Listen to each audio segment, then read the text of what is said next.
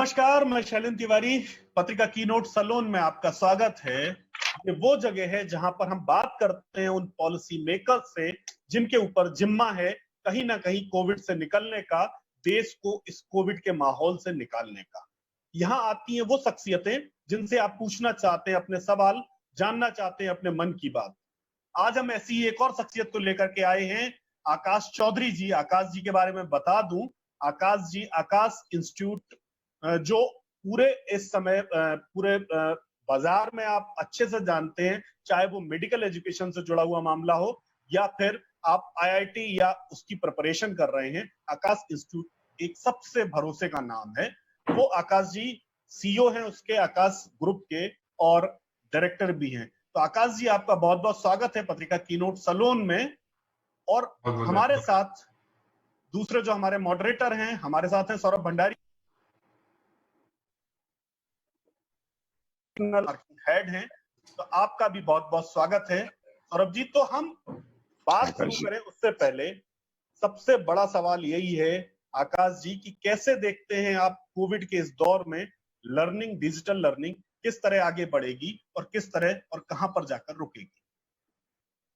ये बहुत ही इम्पोर्टेंट सवाल पूछा है आपने शैलेंद्र जी। और जैसा कि मैं आपको थोड़ा सा बैकग्राउंड बता दूं, आज से करीबन 31 साल पहले आकाश इंस्टीट्यूट की शुरुआत हुई थी एक छोटी सी जगह से, 12 बच्चों से। और पिछले 30 सालों में हमने अपना बच्चों का जो वादा है कि उनको हमने पढ़ाना है, उनकी जो एक करियर की एस्पिरेशन है, चाहे वो मेडिकल हो, इंजीनियरिंग हो, उस पर उनके साथ लग के बड़ा काम किया है। और अब तक हम उनके साथ काम जो है बिल्कुल अपना ऑफलाइन क्लासरूम एनवायरनमेंट जो है उसमें करते आए हैं। और जैसा कि एक क्लासरूम में आपको पता है उसके फायदे नुकसान दोनों रहते हैं। फायदा ये रहता है कि बच्चा आमने सामने रहता है टीचर के और बहुत अच्छी एक एजुकेशन जाती है। और उसी के साथ साथ एक नुकसान ये रहता है कि उसको क्लासरूम सेंटर तक जाना पड़ता है और कई बार होता है कि वो क्वालिटी नहीं मिल पाती जो वो चाहता है, जो वो एक्सपेक्ट करता है। तो इन दोनों चैलेंज के चलते चलते कुछ सालों पहले हमने अपनी ऑनलाइन एजुकेशन की भी तैयारी शुरू की 2012-2013 में, जहां हमने ऑनलाइन बच्चों को पढ़ाना शुरू किया। तो आज अगर हम ये कोविड सिचुएशन को देखते हैं तो थोड़ा सा अगर मैं पीछे मुड़ के देखूं तो लगता है कि वो एक सही समय था कि जब हमने इस तरफ अपने कदम बढ़ाने शुरू किए और धीरे धीरे एजुकेशन को एक ऐसे मकाम पे ले आए कि जो बच्चा अगर घर पे बैठ के पढ़ना चाहता है, ट्रैफिक या कॉस्ट या इन सब चीजों की वजह से अपने क्लासरूम में नहीं जा पाता, वो हमारी वही क्वालिटी अपने घर में बैठे पा सकता है। तो कोविड के चलते ये एक जो एक फैसिलिटी है उसको बच्चे भरपूर यूज कर रहे हैं। और मैं ये भी कहना चाहूंगा कि शुरुआत में काफी मुश्किलें आई बच्चों को, खासकर टीचर्स को, जिनको कि एकदम बोर्ड और चौक से या मार्कर से पढ़ाने की आदत है। उनके सामने अगर हम वो डिवाइस और वो टेक्नोलॉजी दे दें तो थोड़ा सा उनमें घबराहट हुई। लेकिन जो हमारा ये 5-6 साल का अनुभव था उसको हमने यूज किया, उनको ऑनलाइन ट्रेन किया और उनको इस दौरान पढ़ाने के लिए तैयार किया। बिल्कुल सही बात है कि पढ़ाने के लिए तैयार किया, और कहीं ना कहीं वो आज इस जो कोविड का माहौल है कहीं ना कहीं उसमें कामयाब भी हो रहे हैं आप, आपको फायदा भी मिल रहा है। सौरभ जी। हाय आकाश, आपके फादर ने 88 में श्री जेसी चौधरी सर ने आकाश इंस्टीट्यूट की स्थापना करी। तो काफी एक उतार चढ़ाव देखा होगा इस दौरान। आप एक प्रीमियर इंस्टीट्यूट की तरह अब आज स्थापित हैं। तो take us through your journey in detail कि कैसे आपके फादर ने और फिर आपकी टीम्स ने, आपने मिलके इसको एक नया आयाम दिया। तो ये जर्नी सर शुरू हुई करीबन 32 साल पहले, जहाँ छोटी सी शुरुआत हुई थी। एक मैं कह दूंगा हमारे घर में ही शुरू हुआ था। जैसे कोई भी इंसान कोई छोटा सा काम शुरू करता है तो घर से ही शुरुआत होती है प्लानिंग। तो घर में डाइनिंग टेबल पे ही पढ़ाया करते थे बच्चों को। तो वहां से ये कहानी शुरू हुई। और पहले साल जब उन्होंने 12 बच्चों को पढ़ाया तो उसमें से 7 बच्चों का जब सिलेक्शन हुआ तो एक थोड़ा सा उनको कॉन्फिडेंस आया कि उनकी जो पिछली सीख रही है, ट्रेनिंग रही है और पढ़ाने का स्टाइल रहा है वो बच्चों के काम आ रहा है। और वो उसी डायरेक्शन में फिर आगे चल पड़े।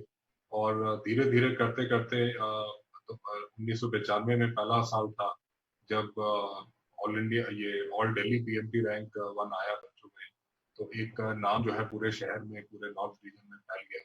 तो उसी उसी नाम की जो एक रिस्पेक्ट थी, जो एक कमिटमेंट का प्रॉमिस था, ट्रस्ट था, उसको बनाने के लिए जी तोड़ मेहनत सर करते रहे और उनके साथ अच्छे अच्छे लोग जुड़ते गए और एक as a charming leader, as a wonderful leader वो अपनी एक स्टोरी को आगे लेते चले गए, साथ पढ़ाते भी गए और एडमिनिस्ट्रेशन भी करते गए।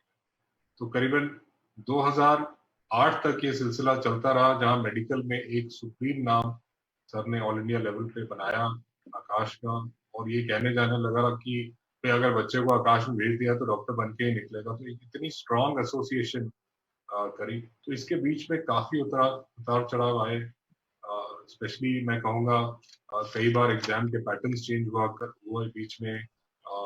इसके साथ साथ जो फैकल्टी मेंबर्स थे जो अच्छा पढ़ाते थे वो खुद अपना पढ़ाने चले गए बीच बीच में।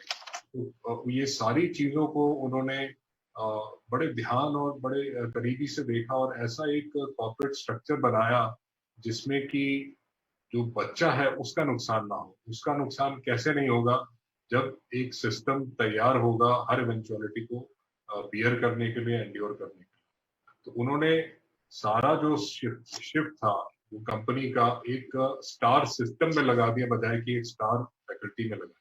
तो ये आज पूरी इंडस्ट्री जानती है, हमारे काम करने वाले साथी सारे जानते हैं कि हमें एक सिस्टम के प्रति, एक कंपनी के प्रति काम करना है और उसको बढ़ाना है, तो सारे अपने आप ही साथ में चलते चलेंगे। तो इस दौरान जो ये जर्नी रही 2008 तक, फिर आईआईटी में हमारी एंट्री हुई। आईआईटी की हमने तैयारी कराना शुरू किया, फाउंडेशन क्लासेस की तैयारी कराना शुरू किया 2010 में। तो ऐसे करते करते आज 30 साल हो गए हैं और काफी बड़ा एक लंबा समय हो गया है इस इंडस्ट्री में। लाखों बच्चों को डॉक्टर और इंजीनियर बना चुके हैं। तो उसी अनुभव है का जो ये भरोसा है, उससे हम हर साल नए बच्चों को ये एक एक्सपीरियंस का निचोड़ देते हैं और उनको सक्सेसफुल बनाते हैं। बिल्कुल सही बात है, सक्सेसफुल बनाते हैं। एक अब जो आकाश जी सबसे बड़ा जो चैलेंज अब खड़ा हो रहा है, कोविड के दौर में बच्चे क्लासरूम से बाहर हैं और घरों के भीतर अपने बेडरूम में, ड्राइंग रूम में बैठ करके पढ़ रहे हैं। एजुकेशन का पूरा नजरिया बदल रहा है। तो पोस्ट कोविड जो एजुकेशन सिस्टम है पूरा, या जिसको कहें कि हम डिजिटल लर्निंग की तरफ बढ़ रहे हैं, तो उस पूरे सिस्टम को किस तरह देख रहे हैं? किस तरह से सिस्टम कोलैप्स हो रहा है या सिस्टम एक नए रास्ते पर बढ़ रहा है? मैं ये कहूंगा कि जब इस तरह का बड़ा चेंज आता है तो दो चार चीजें होती हैं। पहली चीज, इंसान का नजरिया बदलता है। जो उसका एक माइंडसेट था कि ऐसे ही पढ़ाई हो सकती है, वो आज बिल्कुल बदल गया है कि भाई ऐसे भी पढ़ाई हो सकती थी और ऑनलाइन भी हो रही है, ये हमारी आंखों के और नजर के सामने। दूसरी चीज जब होती है इस तरह के इंसिडेंट में, जो इंसान कई बार नए एक्सपेरिमेंट करने से या जो चले चलाए सिस्टम्स हैं उनसे हटने से डरता है या इनोवेट करने से डरता है, तो आज वो भी हमारे सामने है कि आज पूरी एजुकेशन इंडस्ट्री आज फुली ऑनलाइन चल रही है।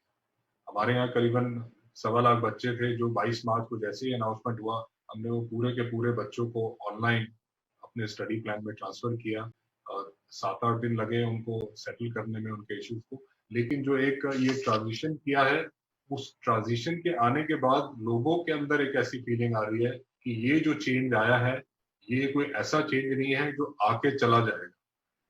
इस चेंज के आने के बाद लोगों ने काफी अलग अलग तरीके के एक्सपीरियंस लिए हैं और घर बैठे पढ़ने की एक आदत को, एक नजरिए को देखा है। और उसके बाद मुझे लगता है कि आने वाले समय में हर ऑफलाइन क्लासरूम को और ज्यादा मेहनत करनी पड़ेगी, क्योंकि जहां भी बच्चे की अगर पढ़ाई में या उसके पढ़ाने के तरीके में कमी आई तो उसके पास एक ऑप्शन खड़ी नजर कि मैं पहले भी ऑनलाइन पढ़ा था, ये ऑफलाइन में मजा नहीं आ रहा या मुझे समझ नहीं आ रहा, मैं आज फिर ट्राई कर सकता हूँ। तो ये एक चुनौती खड़ी हो जाएगी ऑफलाइन प्लेयर्स के लिए डेफिनेटली, कि उनको और अच्छे से अच्छा करना है।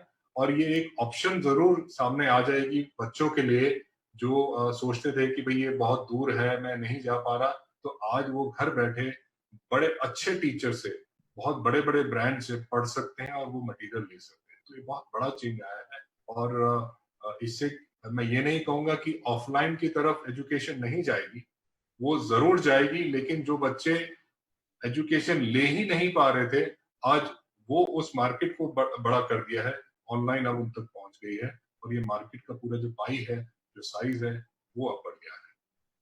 बिल्कुल सही बात है कि एक रीच हो गई है, दूर से बैठकर भी आप अपने पसंद के टीचर तक जा सकते हैं। सौरभ जी। आकाश जी, आपने कोविड का डिसरप्शन के बारे में अपन लोग बात कर रहे थे कि कोविड ने कहीं ना कहीं इसको एक फास्ट ट्रैक करा है, बट अगर हम लोग लास्ट डेकेड को देखें तो एजुकेशन सिस्टम में ऑनलाइन कोचिंग ऑलरेडी आ चुका था।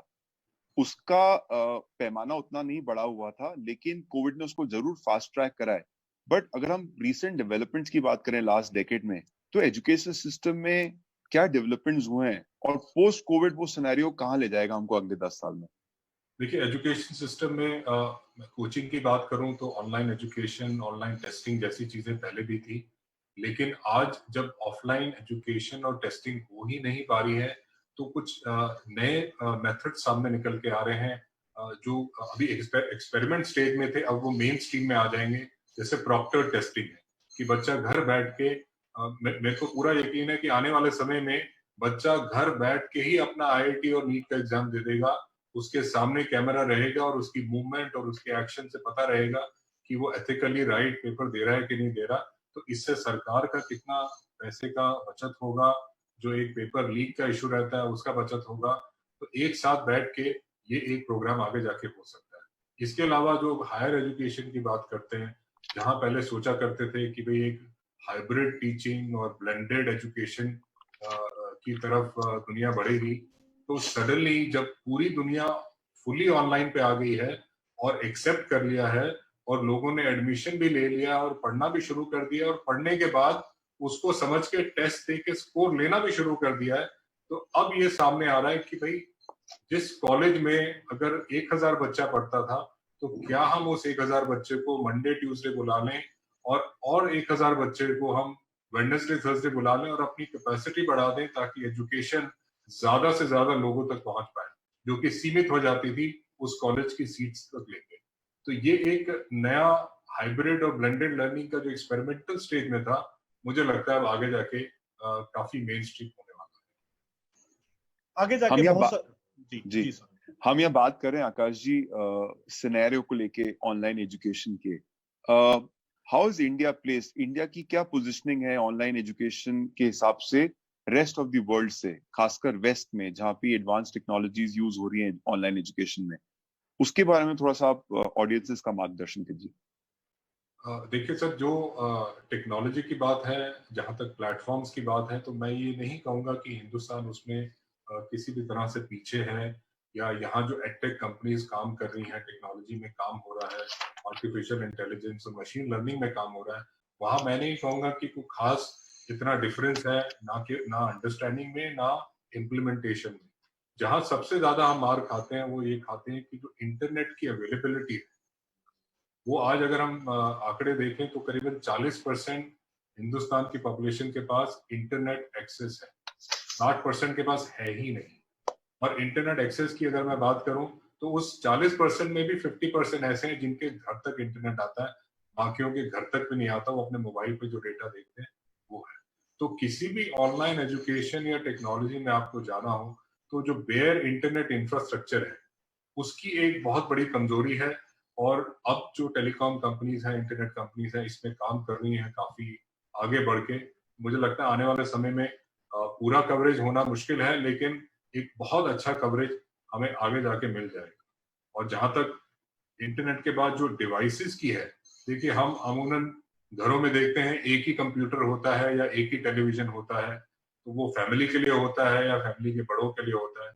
जब ऑनलाइन एजुकेशन की बारी आती है तो स्टूडेंट को अपना एक डेडिकेटेड डिवाइस चाहिए कि ये मेरा लर्निंग डिवाइस है, ये मेरे पास इंटरनेट है और मैं इस पे अनइंटरप्टेड एजुकेशन ले सकता हूँ। तो वो एक जो कल्चर है विद इन फैमिलीज की, भाई एक बच्चे को भी डिवाइस ला के देनी है, वो अभी है नहीं। वो थोड़ा सा मोबाइल पकड़ा देते हैं, उसमें एजुकेशन हो जाती है, लेकिन वो एजुकेशन सही मायने में सही एजुकेशन नहीं है, क्योंकि उसमें जो फॉर्म साइज है वो छोटा है और एक लगातार पढ़ने के लिए वो आंखों के लिए और शरीर के लिए हानिकारक है। बिल्कुल सही बात है कि शरीर और आंखों के लिए हानिकारक है। ये लगातार जिस तरह से स्क्रीन पे वॉच टाइम बढ़ रहा है बच्चों का, उसके भी एक नेगेटिव मार्क्स कहीं ना कहीं क्रिएट हो ही रहे हैं। दूसरा एक जो आपने कहा ना कि इंटरनेट अवेलेबिलिटी, अगर अभी आज के सिनेरियो में हम बात करें हमारे पास बैंडविड्थ इशू है, अगर जिनके पास इंटरनेट है तो बैंडविड्थ इशू है, स्क्रीन टाइम बच्चों का बढ़ रहा है, और तीसरी जो सबसे बड़ी दिक्कत आ रही है कि जो हमारे ट्रेनर्स हैं वो अभी शायद उतने वेल इक्विप्ड और वेल ट्रेंड नहीं है डिजिटल लर्निंग के लिए। तो उस दौर में हमें क्या अभी लगता है आपको कि कैसे हम सरवाइव कर पाएंगे? ये बहुत ही इम्पोर्टेंट सवाल आपने पूछा शैलेंद्र जी। बच्चे तो खैर तैयार हो ही रहे हैं, लेकिन जहाँ टीचर्स की बात करते हैं उनको भी बहुत अच्छे से तैयार होना है। जैसा कहते हैं ना कि टेक्नोलॉजी जो है वो टीचर को तो रिप्लेस नहीं करेगी, लेकिन टेक्नोलॉजी एनेबल्ड टीचर जो है वो ट्रेडिशनल टीचर्स को डेफिनेटली रिप्लेस कर देगा। तो आज के समय में अगर टीचर्स को आगे का समय देखना है, तो चाहे वो क्लासरूम हो चाहे ऑनलाइन लर्निंग हो, तो उसको इस टेक्नोलॉजी को एम्ब्रेस करना पड़ेगा, इसके साथ हाथ मिलाना पड़ेगा और इसको सीखना पड़ेगा। और इसको सीखना इसलिए जरूरी है क्योंकि जो एक पढ़ाई है वो पढ़ाई कराई जाती है एक पूरे एकेडमिक पेडागॉजी के दौरान, कि भाई पहले पढ़ाई होगी, फिर उसका एक टेस्ट होगा, फिर टेस्ट का रिजल्ट निकलेगा, उसका एक एनालिसिस होगा, और एनालिसिस के बाद हम कमियों को दूर करेंगे, फिर दोबारा से चेक करेंगे कि समझ आया कि नहीं आया।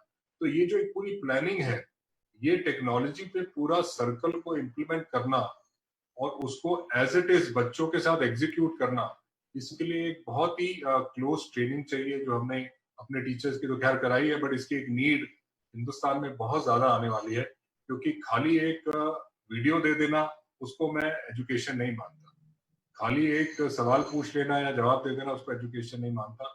ये एक गिव एंड टेक है, ये एक नर्चरिंग का काम है, खासकर आईआईटी और मेडिकल जैसे एग्जाम्स में, जहाँ पे हर कदम पे बच्चे की हेल्प करनी पड़ती है जब बच्चा फंस जाता है। तो ये टीचर के लिए काम करना बहुत जरूरी है।